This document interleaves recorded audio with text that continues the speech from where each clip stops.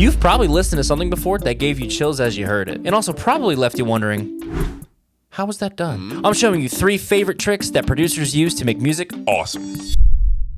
Using sound effects for excitement isn't exactly what we're talking about here. What I'm referring to in tricks is the ability to make parts more interesting without necessarily adding anything. Because sometimes taking parts away does the trick. Of course, we might be adding something here and there, but let's just get into it. Number 1, mono to stereo contrast.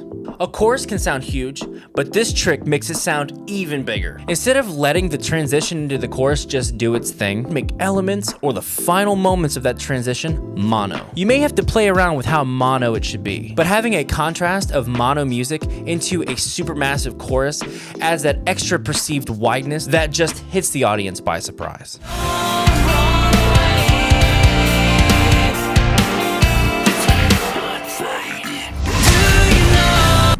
It's all right, like.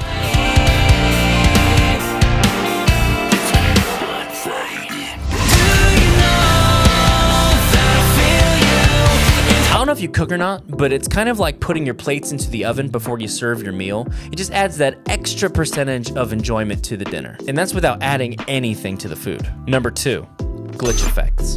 Glitch effects are done in so many ways. And if you pay attention, they are in more productions than you can imagine. Comment the first song that comes to mind. Mine is Middle Fingers Up by Attila. Go to 1 minute exactly, you'll know what I mean. But anyway, they're a great riser style effect to add aggression or interest. Since there are too many ways to do this, some of my go-tos are cutting a clip at the glitch point here, and then pasting in every other beat interval, like 16th notes or 32nd notes. You can also alternate between the left and right sides if you need that extra stereo wow factor. And if plugins are more your thing, it's easy to use a dedicated chopper or tremolo plugin. Simply duplicate the track you want to glitch, or bounce a stem of the instrument, and mute the original track as the new glitch track plays.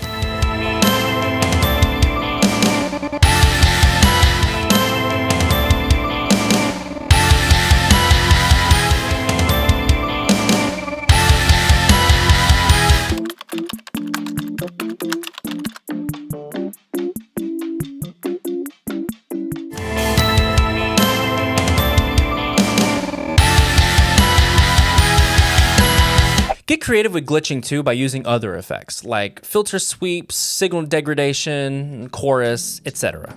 Number 3, breaks. When I say a break, I mean stopping all instruments and effects. Essentially, a damn near moment of silence.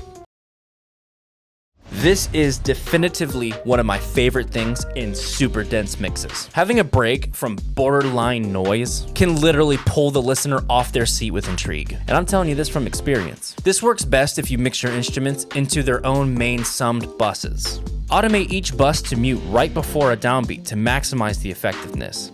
And if you're using effect tracks, make sure to include them too, so you can give an even more exaggerated silence.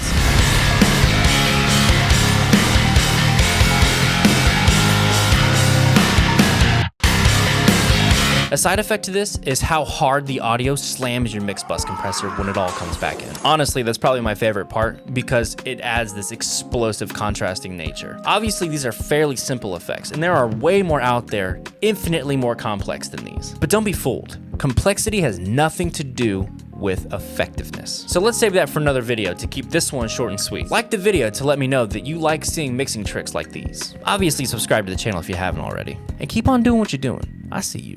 You deserve it. Y'all take care now.